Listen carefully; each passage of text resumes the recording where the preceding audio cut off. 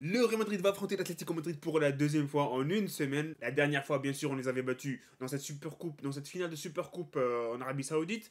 5-3 les amis, grosse performance du Real Madrid, surtout la remontada en fin de match. Cette fois-ci, on les affronte pour les huitièmes de finale de la Coupe du Roi. Et cette fois-ci, ça va pas être la même, bien sûr, les amis, parce qu'on joue déjà au Civitas Metropolitano. Et voilà, quand on joue Atlético chez eux, c'est différent, les amis. Donc, on va voir ce que ça va donner demain. Bien sûr, on espère la victoire et on va passer avec l'avant-match. On va voir les formes, les compos probables et mon pronostic en fin de vidéo.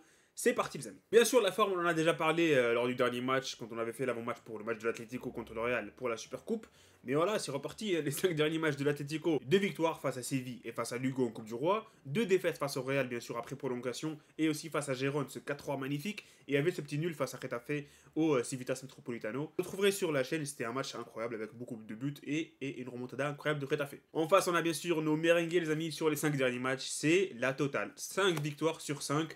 Victoire contre le Barça en Super Coupe, victoire contre Atlético, victoire contre Arandina en Coupe du Roi, victoire contre Mallorca et victoire contre Alaves. On se rappelle très bien du but de Lucas Vazquez en fin de match. Et voilà, en termes de confrontation directe, le Real Madrid sur les 5 derniers matchs face à l'Atlético, c'est un total de 3 victoires, 2 après prolongation bien sûr. Il y avait le match de Coupe du Roi l'année dernière les amis. Il y a aussi un vlog pour cette rencontre-là sur la chaîne, vous le trouverez aussi. Il y avait aussi la victoire donc en Super Coupe récemment après prolongation. Et sinon il y avait la victoire du Real en championnat l'année dernière à l'extérieur au Metropolitano. Et voilà donc 3 victoires pour le Real, un nul c'était le 1 partout au Santiago Bernabéu l'année dernière et la victoire de l'Atlético en championnat vers la fin de la saison, ils nous avaient battu 3-1. On va passer donc avec les compos probables. On commence avec l'Atlético, déjà une seule indisponibilité pour l'Atlético, ça sera Thomas Lemar et sinon voilà ils sont complets. Au goal il y aura Yano Black bien sûr, José Jiménez, Witzel, Hermoso, Molina pour la défense. Le milieu sera composé de Koke, De Paul et Saúl Ñíguez et enfin le trio bien sûr en attaque avec Lino, Griezmann, Morata. On verra bien sûr la disposition de l'équipe, bien sûr, ils aiment bien jouer avec ce 3-5-2 avec Molina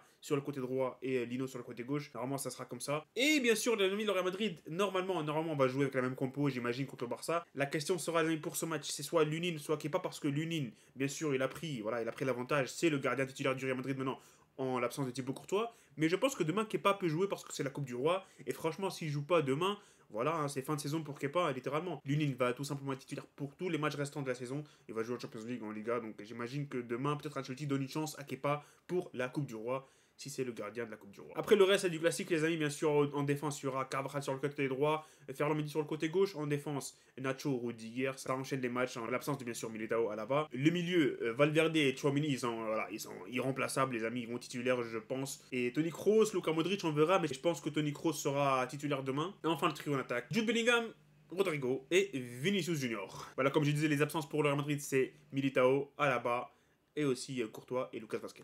Donc voilà, on a fait le tour avec les compos probables, les formes, les amis. Maintenant, il faut se mouiller sur cet avant-match Real Madrid-Atlético. Encore un derby, encore un derby. Cette fois-ci, ça ne sera pas la même que j'ai dit, les amis, au début de cette vidéo.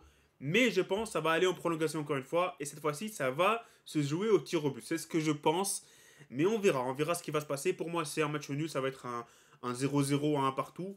Mais je pense que ça va aller en prolongation. Après, qui va gagner en prolongation, je ne sais pas. Et j'espère en tout cas que ça ne sera pas l'Atlético. J'ai vraiment pas envie de manger la chips la plus piquante au monde. Donc on verra ce qui va se passer en tout cas. Et voilà les amis, dites-moi dans les commentaires vos pronostics. Et à vous, on se retrouve demain pour le live Atlético Madrid-Real Madrid. Ça sera à 21h30 heure française. Et voilà, hein, le live bien sûr sur YouTube. On se retrouve très bientôt les amis. Salut et profitez des vôtres.